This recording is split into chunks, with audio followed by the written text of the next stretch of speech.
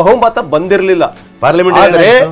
ಆದ್ರೆ ಮಹಾರಾಷ್ಟ್ರದಲ್ಲಿ ನರೇಂದ್ರ ಮೋದಿಜಿ ಅವರನ್ನ ಬಲಪಡಿಸೋದು ಒಂದೇ ದಾರಿ ಅನ್ನುವಂಥದ್ದು. Sir, Narendra Modi parliament election ಬಲಪಡಿಸಬೇಕಾಯ್ತು. ಪಾರ್ಲಿಮೆಂಟ್ ಅಲ್ಲಿ ಸೋಲ್ತು ಮನೆ ಕಳಿಸ್ತಾರೆ. ಇದು ಸ್ಥಳೀಯ ನಾಯಕರು ಕೊಟ್ಟಿದ್ದ ಬೆಂಬಲ ಹೊರತು ನಿಮಗಲ್ಲ, ನರೇಂದ್ರ ಮೋದಿಗೆ ಅಲ್ಲವೇ ಇಲ್ಲ. ನಮ್ಮ 30 ಸೀಟ್ಗಳ ಕೊಟ್ಟರೆ ಪಾರ್ಲಿಮೆಂಟ್ ಅಲ್ಲಿ ಯಾವ ಲೆಕ್ಕಾಚಾರ ಹೇಳ್ತೀರಿ ರವಿಕುಮಾರ್? 100% ಯಾಕಿದ್ರೆ ಮಾತಾಡ್ತಾ ಇದ್ರಿ?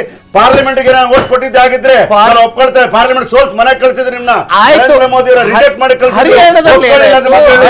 ಅಸೆಂಬ್ಲಿ ಅವ್ರಿಗೆ ಲೋಕಲ್ ಲೀಡರ್ಗಳಿಗೆ ಗೌರವ ಕೊಡುತ್ತೆ ಕಲೀರಿ.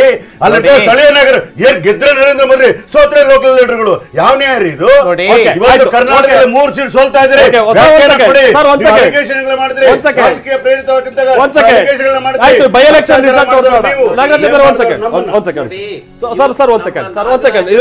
ಲೀಡ್ ವಿಚಾರ ಹೇಳ್ಬಿಡ್ತೀವಿ. ಕಾಂಗ್ರೆಸ್ ಅಭ್ಯರ್ಥಿ ಅನ್ನಪೂರ್ಣ ಅವರು 50,692 ಮತಗಳನ್ನ ಪಡೆದುಕೊಂಡಿದ್ರೆ, ಬಂಗಾರು ಹನುಮಂತ್ ಅವರು 47,204. ಅಲ್ಲಿಗೆ ಅನ್ನಪೂರ್ಣ ಅವರ ಅಂತರ ಇತ್ತಲ್ಲ, ಅದು 33 ಓಟಿಂದ 3,000 ದಾಟಿದೆ. ಈಗ ಅವರು 9ನೇ ಸುತ್ತಿನಲ್ಲಿ 33 ಮತಗಳ ಅಂತರದ ಮುನ್ನಡೆಯನ್ನ ಸಾಧಿಸಿದ್ರು. ಅವರು ಈಗ ಒಳ್ಳೆ ಲೀಡ್ಗೆ ಹೋಗ್ತಾ ಇದ್ದಾರೆ, 3,488. ಇದು ಸಂಡೂರಿಗೆ ಸಂಬಂಧಪಟ್ಟಂಗೆ.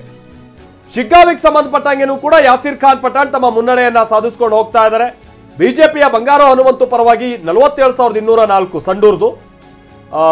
ಆಮೇಲೆ ಕಾಂಗ್ರೆಸ್ನ ಅನ್ನಪೂರ್ಣ ಅವರ ಪರವಾಗಿ 50,000 ಚಿಲ್ಲರೆ ಮತಗಳು ಬಂದಿದೆ. 30,488 ಮತಗಳಿಂದ ಅನ್ನಪೂರ್ಣ ಅವರು ಭಾರಿ ಮುನ್ನಡೆ ಕಡೆಗೆ ಸಾಗ್ತಾ ಇರುವಂತದನ್ನ ನಾವು ನೋಡ್ತಾ ಇದೀವಿ. ಈ ವ್ಯತ್ಯಾಸವೂ ಕೂಡ ಏನು ಬಹಳ ಈಗ ಡಿಸೈಡಿಂಗ್ ಆಗ್ಬಿಡ್ತು ಅನ್ನುವಂತ ರೀತಿ ಆಗಲ್ಲ. ಕೆಲ ಬೂತ್ಗಳಲ್ಲಿ ಏನಾದ್ರು ಸ್ವಲ್ಪ ವ್ಯತ್ಯಾಸ ಕಂಡುಬಂದ್ರೂ ಕೂಡ ಹೆಚ್ಚು ಕಡಿಮೆ ಆಗ್ಬೋದಂತ ಚಾನ್ಸಸ್ ಇದೆ. ಆದ್ರೆ ಚನ್ನಪಟ್ಟಣ ವಿಚಾರಕ್ಕೆ ಸಂಬಂಧಪಟ್ಟಂಗೆ ಆ ರೀತಿಯಾದಂಥದ್ದು ಕಂಡು ಬರ್ತಾ ಇಲ್ಲ. ಯಾಕೆ ಅಂತ ಅಂದ್ರೆ